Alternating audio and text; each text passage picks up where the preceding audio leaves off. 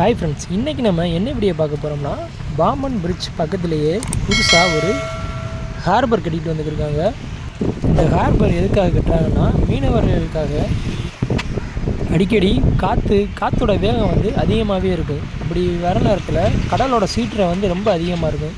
இதனால் மீனவர்களோட படகு வந்து உடைய அதிக வாய்ப்பு இருக்குது.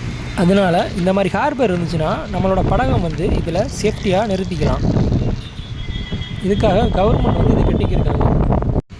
இப்போ ரீசெண்டாக வந்த திட்டுவா புயல்லையே நிறையா மீனவர்களோட படகு வந்து உடஞ்சிருச்சு. இந்த படகு பார்த்திங்கன்னா திட்டுவா புயலில் ரொம்பவே சேதமடைஞ்சிருச்சு. இந்த படகு வந்து திரும்ப வேலை பார்த்தா தான் இந்த படகு வந்து மீண்டும் கடலுக்கு போக முடியும்.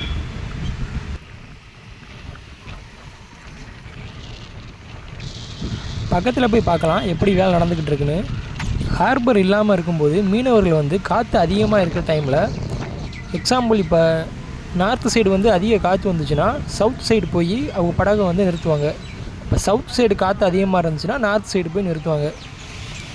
இப்போ ஹார்பர் வந்துருச்சுன்னா நம்ம அப்படி போக தேவையில்லை.